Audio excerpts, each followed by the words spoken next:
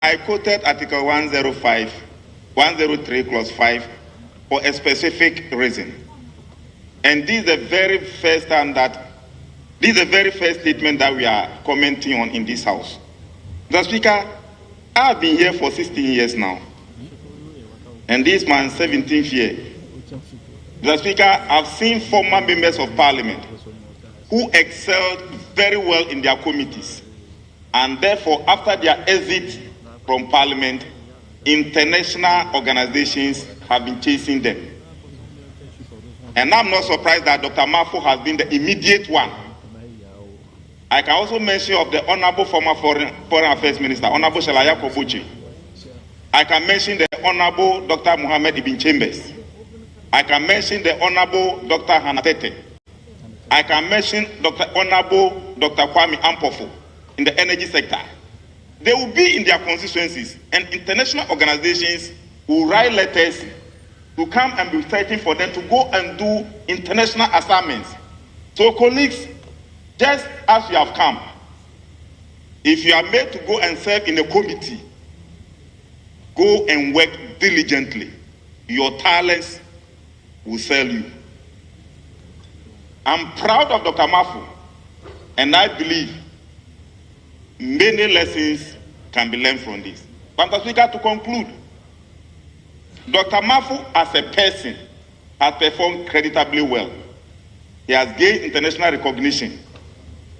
But as a country, if there's a sector that we haven't performed well in this our generation, is in the field of environment. We should not only become theoretical environmentalists, we must be practical. His Excellency John Dramani Mahama Nakache.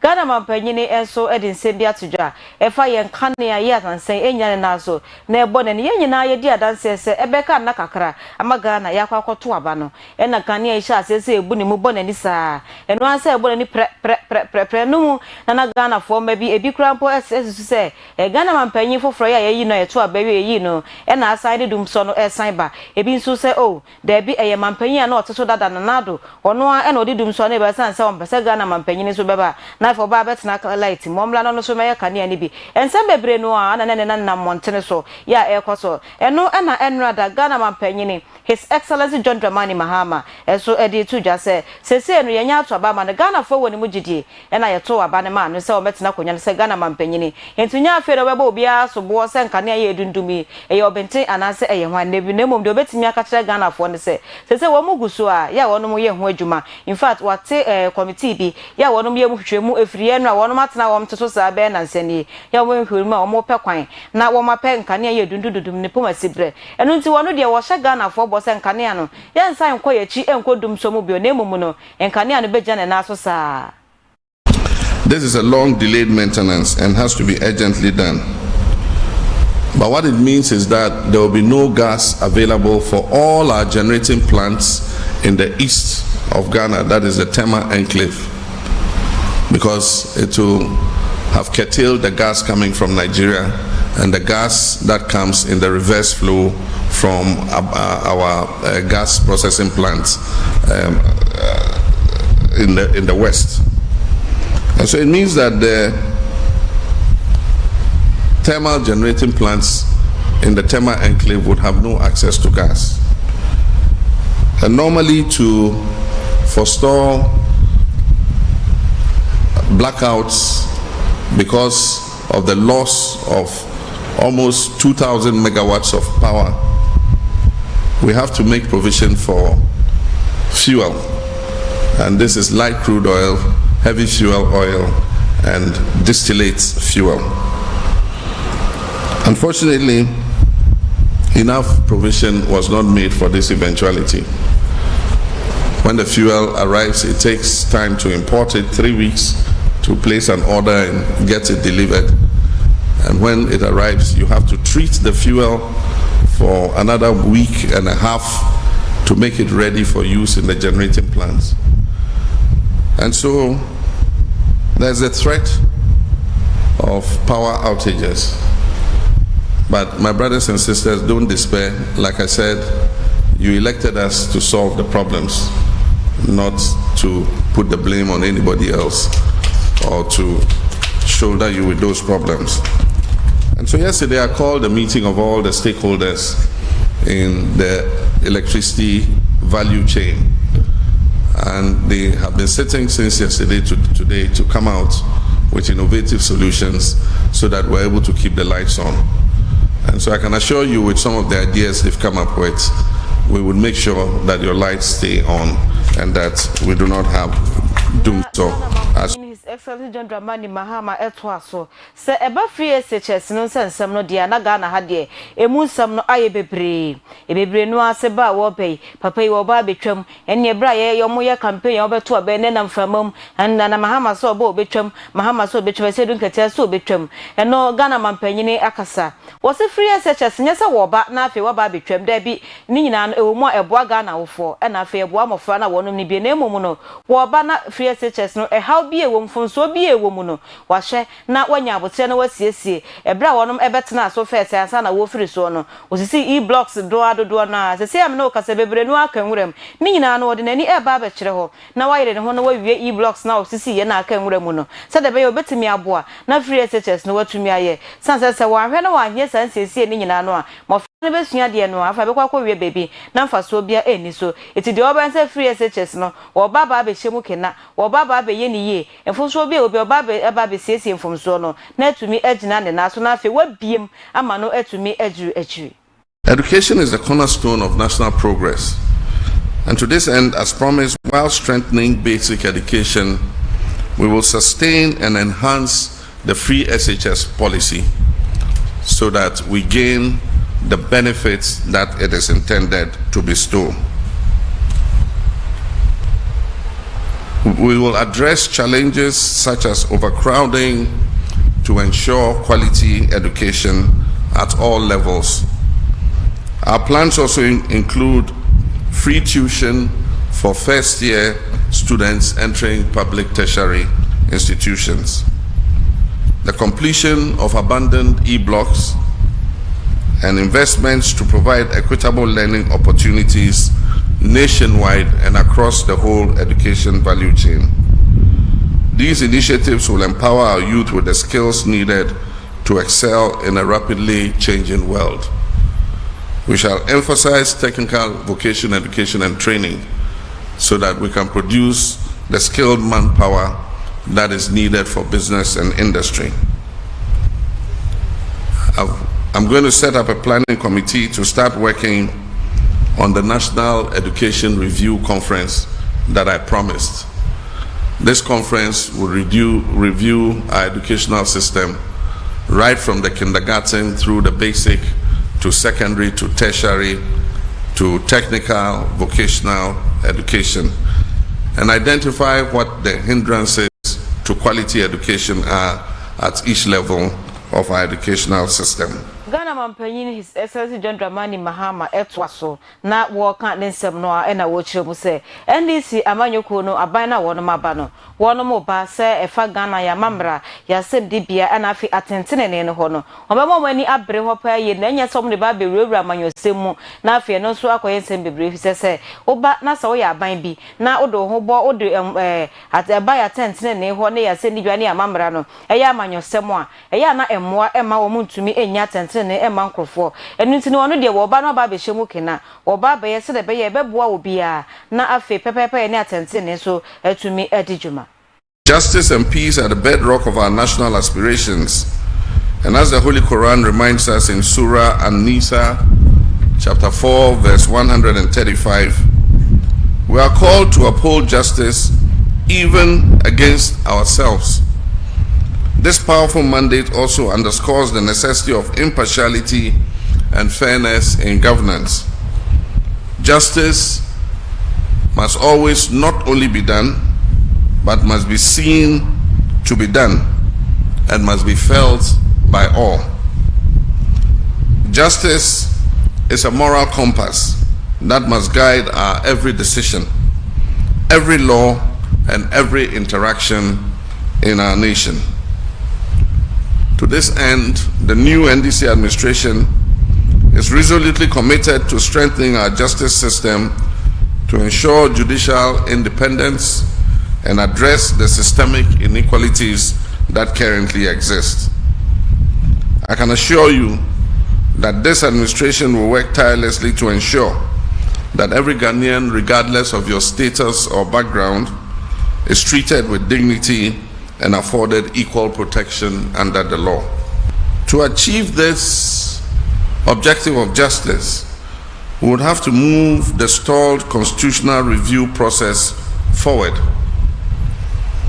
To achieve this, I would soon establish a committee to begin the planning of a national constitutional review validation conference to achieve broad consensus on the way forward for the constitutional amendments that we have all proposed.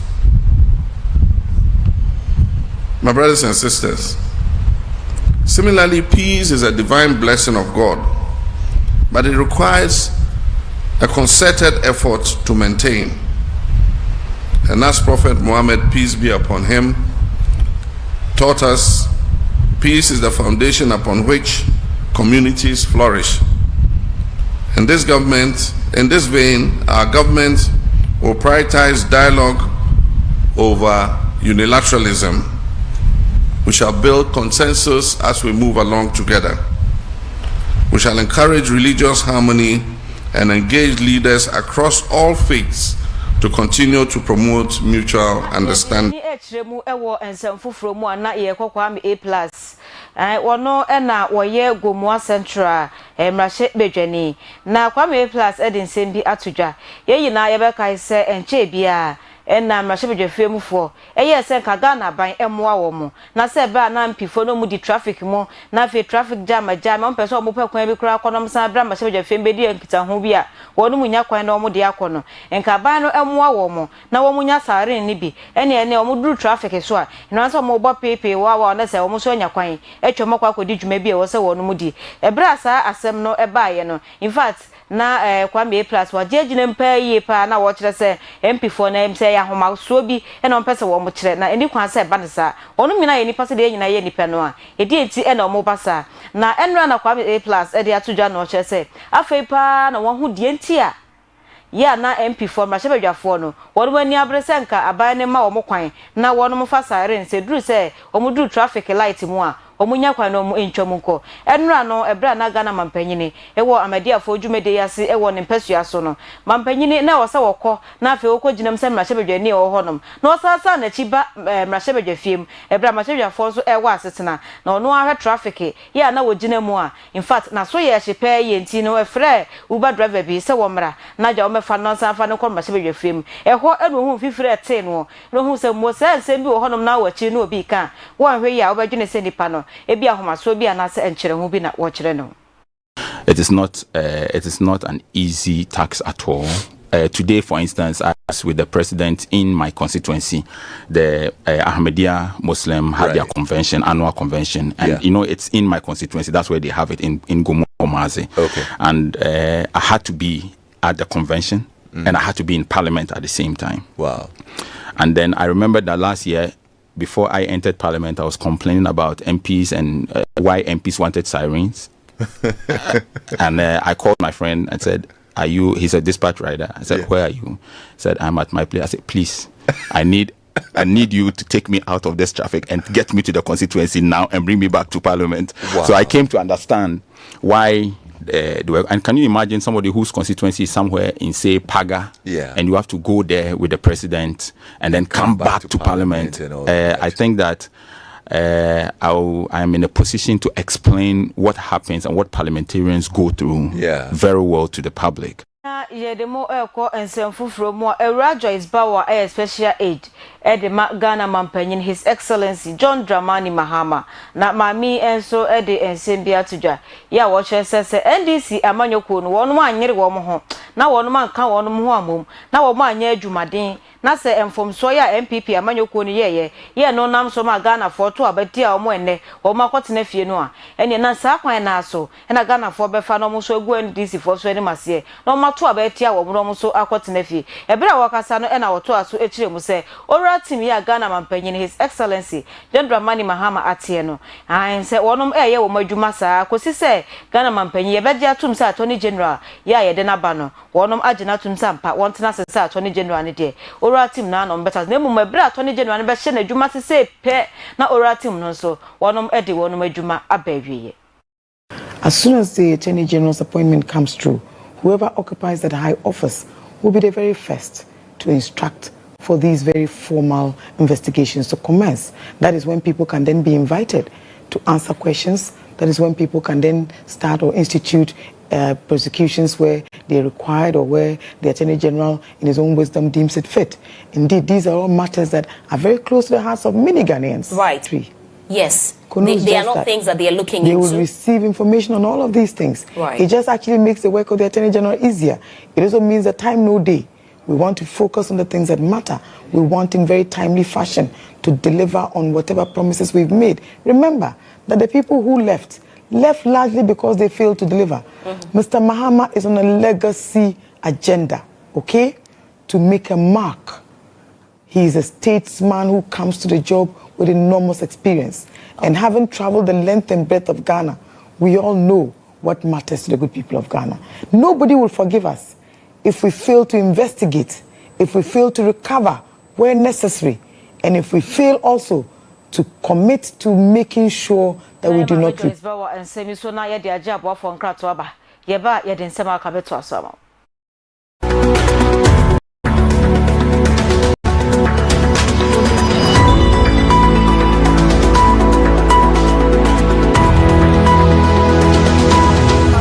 About perfect grade publication and stationery as well. A frame princess. About perfect grade publication and stationery as well. It's on textbooks that would be free. A free nursery 1, equal CJHS 3. Your fan nursery 1 no any nursery 2.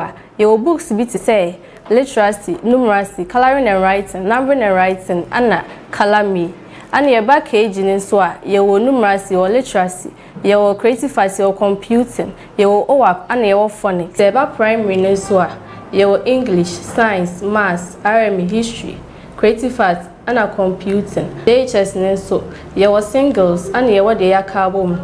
About English na, your English basic 7, 8, and 9. They are carbon, any day a crowd bako. And your science, maths, RME, social, creative arts, and so ewo. So person who ya a put soldier station. I walk like Bosumche equine so kumase. And I crash so your dance man first stop, your ben post office wire. Bet near Frey ewo 0540 755 465. And I say 0243 299 938. Uko bookshops sa ewo Ghana half an na ubenya bi ato. Perfect series your books no naka aje atum. Nti se wo pe books papa dia na eno ane perfect series. Perfect series, your world's future is secure.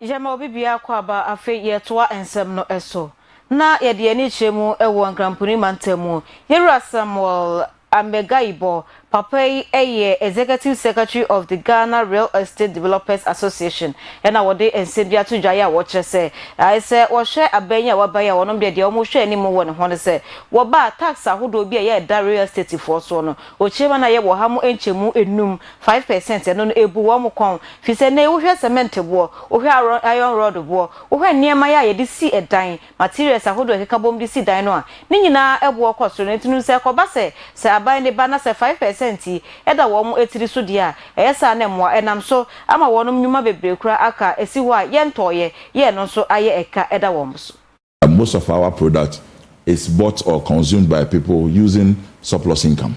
So if the person has not eaten, his health is not good. He's not thinking about investing into a place like real estate. So when the macroeconomic is bad, it generally affects our sales. And so, as my brother just put it, that things are picking up slowly. We are also feeling it. It's picking up slowly. But things like the cost of building materials, which caused our senior minister to rush to pass an LI for cement, for example, is one major problem that is facing our industry. That the cost of building materials today compared to 2-3 years back is significantly high. And the issue of mortgage, if you look at our mortgage penetration, it is sinking because most of the people's affordability has gone down. I see. If you look at houses, most of us price indexing it to the dollar. Not because we want to take your dollar, but it is because of the inflationary and fluctuations in the system. That is the only way by which we can sustain our businesses. So if you look at what the prices are going now and look at the affordability of people, especially those who depend heavily on mortgage to buy our houses, a lot of people have been priced out. It's either you find a percentage of the money to deposit and then you finance the rest with a mortgage. But to go for a fresh mortgage for most of our people, it was difficult. That was why we said that now slapping 5% VAT on already constrained situation was a bit difficult. Somebody who could not even afford $100,000 rate house, you are adding 5%. It means that if 70 people could afford a mortgage when the price was 100,000, because you have added 5% to it, it has gone to 105. It drops that qualification, category. NPP asye dom kuma fono wonom ababontene ne nyina ne se nansen no obehu yesi NDC amanyoko ne mabi wonom achita for food soldiers ahodo no wonom akwa adwuma we maban adwuma we mu nipa oho mo kopam wo mo obehu yesi ne obi krat mi fa no odu ya ne bia wose ya ban na abafa ya ne safo amayen obi wa no otimi cause yo we eye amayen adwuma ya ban na abanti sore na efa safo amayen sa ne manema ya na ekoso nam so obi mu kura fa so eprepre bi no ma eno na ekoso ana masese ya mene mo kasa die edom kuma fo nani abrepe ye wo mo sese Ghana mampanyini His Excellency John Dramani Mahama wonom esra wo se bramontene sese bepanyi ekasa fia ekasa wia na asemasa enti bra na afa ene wo ma ne mekasa ne mabuno no foot soldiers na emekasa se be ya wonom ebejai sa suba na wonom da na di esan sese ye kasa aban adwuma ye di aban adwuma ema obi e no nkyere se no eye nipa wi dia na se ye party bi dia e amanyoko obi dia da bi aban adwuma ye oman ni nyina dia ti se wa ban ba na se wa ban e wo so na obi ye adwuma wo ho na wonye wo amanyoko ni a e no nkyere se nipa no wo ye adwuma na enye ye eno di emaburu no afa kya so wo nsema wo mo ye in fact e ha adwen eno nti na kamia esa asempanyifo do bi yi nani obi anya na adwe se obeka ho asem ene na we de se kan sa obi eti wono mo sere Ghana mampanyini His Excellency John Dramani Mahama wo mado se wada Roma bo modin na frɛ maburu no bramu bi na ne wo mo nkasa na afa niye ne suba bo ne ya wono meda ne di no wono enjai. Not just those who support his party, the NDC, it is deeply disheartening that in the face of these troubling developments, the president has remained largely silent since taking office. While he had made a general call for calm as president-elect, this is not enough. The president must demonstrate leadership by condemning these acts unequivocally and directing law enforcement agencies to act decisively. The events surrounding the Economic and Organized Crime Office, Yoko, where a statue was vandalized on the day of the president's inauguration, remain unresolved. The incidents in Koforidia, Tema, and other parts of the country highlight a pattern of inactions and silence from the highest office of the land. This inaction emboldens lawlessness and sends a troubling message to Ghanaians. These are just a few of many incidents of thuggery and violence occurring across the country. Na yedemo eko ensem fufuro mu Ghana ha yato aba ayi mampanyine fufuro de na oteso ne ko foforo na aba enu ti Star Plus TV search for yete hugu montene so na ye ne Ghana for ekodi nkomo na ye bisa binom se so mampanyini ya wono abetena so ede na mo hwe nanim se wono nyama mo ene nipa bebre no obi akyere na adwen we si wo de wo ba enseba hodo ye obeka ye no na woni so maye we si midwa medie enkoyie entu oba won se taxes so na enema nkoyie mame edwomfo ma ena fe Ghana for akasa wonom se Ghana mampanyini His Excellency John Dramani Mahama ensem bebre no a ena wo kan ede kire Ghana for se wo ba obetimi aye ebi se e-levy ebi se 24-hour economy ebi kura se e-levy o ka se obeyi wonyi ye no so de yentimi ka fi se oba ye kura woni na wotwe ebi enso ekeka nsem bebre no a ebi se free SHS oba o se obetwam no yesre na ama wontwam ensem no edo so Star Plus TV ye de hu gumontere so enra na afi ye ne nipa ya wono mo manyum ekodi nkomo ema wono ekire wono adwen moma yenko na yenkoti ebi ko musumamba ye mamati asese kwa wona yete no enye yesi yepe ni ereti o ni ebedi aye be ye adwuma so ye yo man mabapa mu wie kreatia ye nim sa anya hwekwa no media minibi baba bi kakra bi amede roba beste atunwade ye wura wa meto man fo na boye epam ye se ye awo ye be kwa wo so ka mefo ane so di ye hwem ye ji aban bo se na mo se ya ne matugu na ye ka tra me dina na make up play mi wa sampai na unim ye ka tra mo amantie na ye ji aban bo se na mo sono ye Ghana fo ka etel mu nwie etina na ka ye pa ne se mo be city guide for number no mo be money train mo ko machi mo ma ko na mo ko machi da bi mo anya ne sa ni ama aban fufoi aban otoso ko na ase no wanya hwe kura ye pe wanya hwe ama ye kura ye pe ya de mama be si so wanya hwe ye ni ade se waba ni papa pare wanya hwe ama ye pe mama me wu ye wasiketi 2 years me free sawia me kura sawia me sawia hospital mama na si ye ye kura mkwai mama na ye aswase mama na ye asante regidia afari hospital mama na ye asante regidia ye obi kapapa mama ye hunu sudi papa pada ese oyo hine mama yo hine okumase ye done form mama boy de tumaba sefo no atieti asoma ye hey kokura moti die jama manie be ufo nyira metaba oda kokura moti die jama manie be ufo nyira metaba oda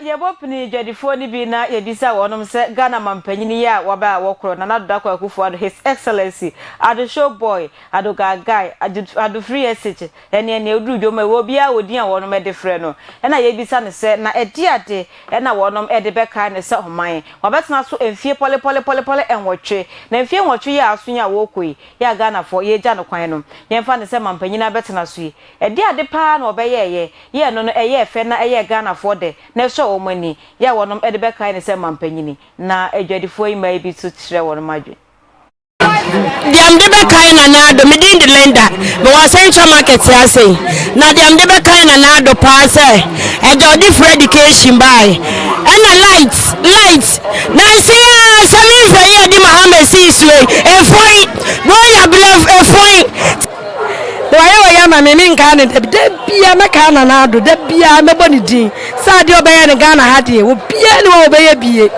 ti na na do de me de me tene so na sole de bia so me ka no obeye wo ma ye da kani mboso me miensa wo de cheye wo ma ye bu nso boso me miensa wo de cheye wonye ye de biem na papa wo de wo ye de ya tesa kame kwa mi fa na eche ne ka me ha chire ti na na do de me de da bia me bona baso semfie nan wo munye omo akiye no mo nsamra ye ntuoba no emfa ma wo mo na ede na wo hwe anim se aban ya oban so betimi ayama me hwe anim yeko na yakwakofa agudie mu nsem ede abram good boy wa yakrado o wachire ho wo twa dendede se obeba na wo de agudie mu nsem ede bebrem agudie mu nsem ne ba na kowie afi na yede moko amahodo so na yede nsem Akosua amahodo so so ba besomo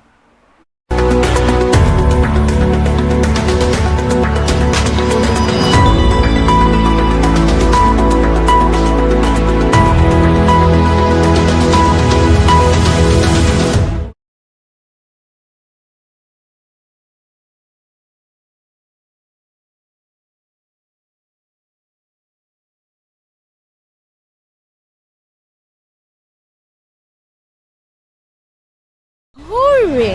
Attention, attention, all schools and students.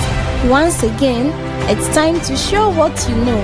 The second edition of Basic Schools Assessment Contest is here, and we want you to be part of it. Are you ready to show off your knowledge, challenge other schools, and win awesome prizes? Basic Schools Assessment Contest is here. Registration is open. Call the following numbers for all enquiries, picking of forms and registration of your schools: 0243 299 938, 0243 299 938, or 0540 755 465, 0540 755 465, or 0247 43 28 69, 0247 43 28 69. The second edition of Basic Schools Assessment Contest is coming off in 2025, but picking of forms are ongoing. What are you still waiting for? Don't miss out the chance to become champions. Pick your forms now, register your schools today, and let the contest battle begin. Basic Schools Assessment Contest. We say, shaping the 21st century academicians. If you are a corporate body, company, industry, or organization, we humbly invite you to come on board to become the proud sponsors of the second edition of Basic Schools Assessment Contest. Join us in empowering minds. Partner with us today. Together, let's inspire the leaders of tomorrow.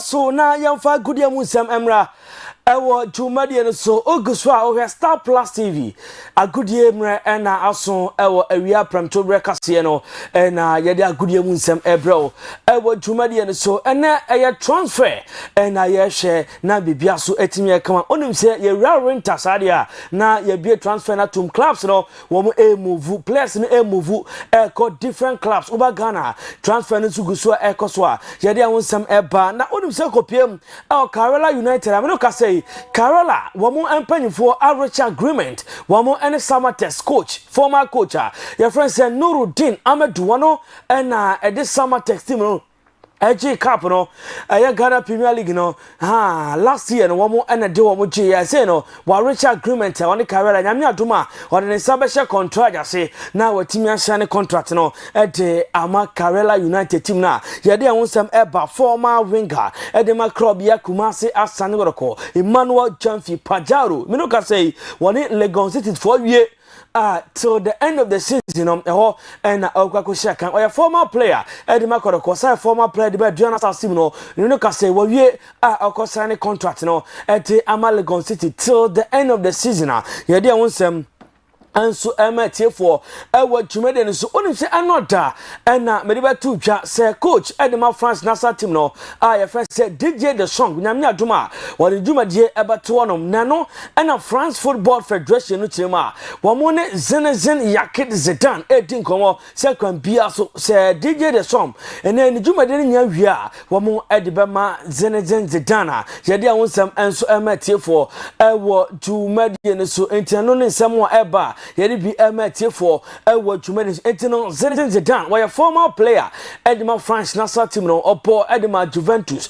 opo Edema Real Madrid team no wa coach Real Madrid team no Edema Champions League any crew ahodo any France football no wa mu chema say DJ the something adwuma to a Zidane na omo Everton Safrena yɛde no nsam etutwa ukopiem ɛwɔ Manchester City e say City team no aniema enkoye emfamomo na onum say ye bie winter transfer no wo mani abre eye week we me batu dwa say Omar Mamouche wo mani abre so mo sabeka no sanso na de ebe kinema say a player your friend say Abdul Qadir Kanos Novo womo enso ani abra omo working on say nyamia duma kwam bia so womo ensa be kan no so abesia kan eti ama Manchester City a ye de wonsam enso etutwa ewo Juventus Rodrigo Cascante wono ena me no kase wono ena hold award your friend say Ballon d'Or so far player oni bo ba Rodrigo Cascante na Rodri in some of the atujano wochema Mohamed Salah de wo hu player da na Salah on cheti Messi but Salah one very very efficient Salah kutabo one chon onya dom onya chi doni man se oshego na oya assist wo bana baso ye pa kwato player so free game ma betin say ye benya no player ye de no nsam atuja ewo dwuma so kopiem wo Albania ene eskafo mo Albania nyina wo mu si apartment a ene ukopiem wa omo edi etwa omo dan hia na chese Messi mfonyin nko a na okopiem Albania womo edi atatare womo dan ho a enya sanpeto akra womo eji Messi tumie pa womo chere Messi wo ye player no so bi emada Maradona twam Pele atwam but Messi de womo enho no so player no kan bi na eskafo mo Albania omo si dan a na omo de Messi mura anase Messi mfonyin edi abobo mo dan ho a ye de wonsam tuja kopiem e wo Liverpool coach a ye friend Arne Slot e weto dwa say Napoli winger your friend say Kevincha Kvaratskhelia no e say he play team dodo na epe no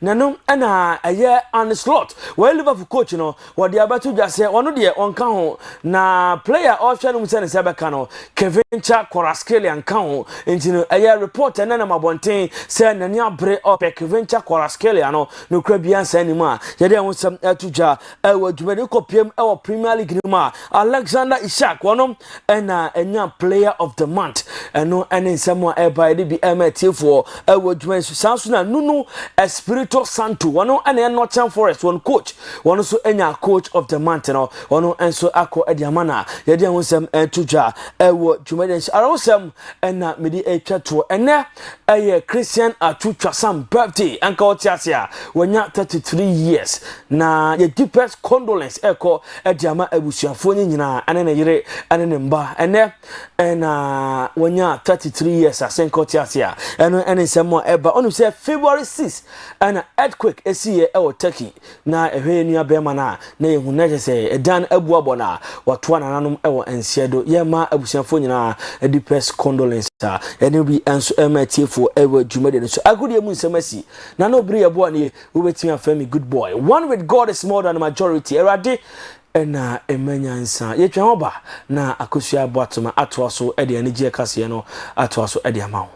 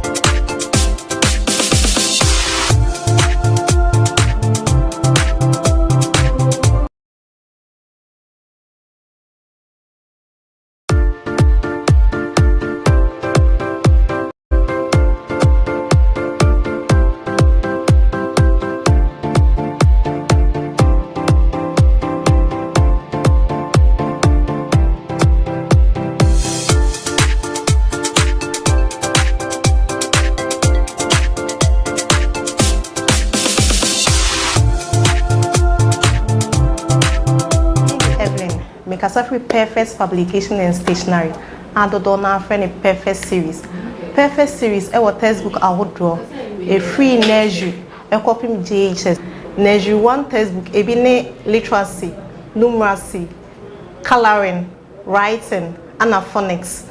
Your KG books also KG books baby sene literacy numeracy, OWAP, creative arts, computing, and phonics. Over primary so primary so your English, basic 1 up to basic 6.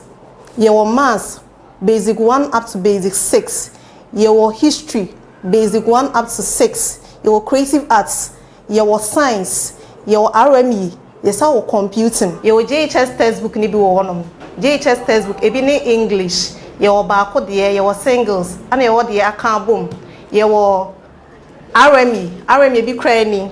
RME your combined, your single, starting basic 7 to basic 9.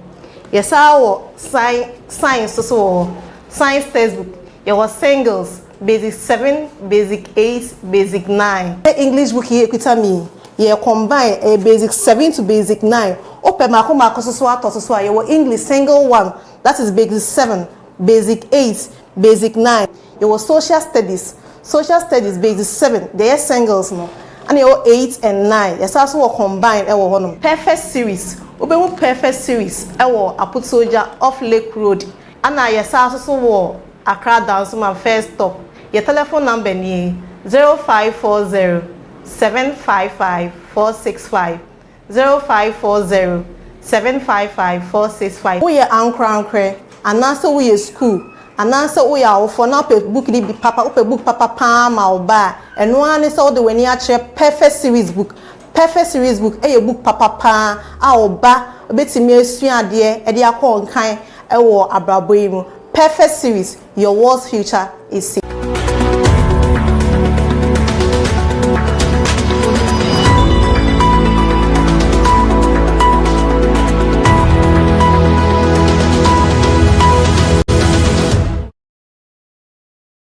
Maya mamunyina akwaba good boy ede agudie mu nsem ede besomo na yede mu ekwa amanone ensemu so yede ani ehwemu ewo South Africa se yede adi chemu ewo South Africa na enkra ya efi South Africa ababeto dwa ene se abrante ya yefre no Mbuso Mandela akwai aposifo ensa asonimu ochewa na Mbuso Mandela iwe South Africa mampanyini dada His Excellency Nelson Mandela na bema eno na brate aposifo ensa asonimu ni nyina elese na car bi IFN Toyota Corolla ayira na aposifo ehwehwe ya wo mo track ya wo mu di akire ya wo koye na chese esigana esi South Africa mampanyini dada Nelson Mandela ni fie enumu ena wo hu sese nana brante Mbuso Mandela ena kofa aka no na aposifo ena moya wo muhwehwe abante ne ho a ena wonom esan ekuhu se etuo bi enso ahye ne ho ya yen lansese ye enam so ama aposifo che abante na omo a wo ho kire mu se enye wei enye ade edi nkan